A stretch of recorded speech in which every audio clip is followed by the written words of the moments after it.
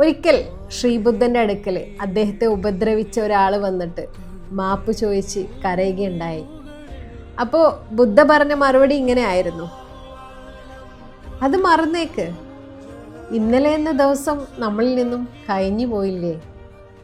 അതിനോടൊപ്പം തന്നെ സംഭവിച്ചതെല്ലാം ഡിലീറ്റ് ചെയ്ത് കളയുക. ഇന്നലത്തെ പകയും ശത്രുതയൊന്നും ഇന്ന് വേണ്ട. നമ്മൾ ജീവിക്കുന്നത് എപ്പോഴും ഈ നിമിഷത്തിൽ മാത്രമാണ്. കഴിഞ്ഞു പോയ വേദനകൾ ഓർത്ത് സങ്കടപ്പെട്ട് കഴിഞ്ഞാൽ ഈ നിമിഷത്തിൽ നമുക്ക് ജീവിക്കാൻ പ്രയാസമാണ്. നിങ്ങൾ ഒരു ശ്വാസം എടുത്ത് പുറത്തേക്ക് വിട്ടോക്ക്. അതോടൊപ്പം തന്നെ നിങ്ങൾ കഴിഞ്ഞു പോയ എല്ലാ വേദനകളും ആ ശ്വാസത്തോടൊപ്പം പുറത്തേക്ക് കഴിഞ്ഞു വിടുക. വീണ്ടും ഒരു ശ്വാസം എടുത്ത് പുറത്തേക്ക് വിടുക. ഈ നിമിഷം, ഈ ശ്വാസം, ഈ ബോധം, ദുഃഖം മറന്നാൽ മാത്രമാണ് ശാന്തി ലഭിക്കുള്ളൂ. ശരിയല്ലേ?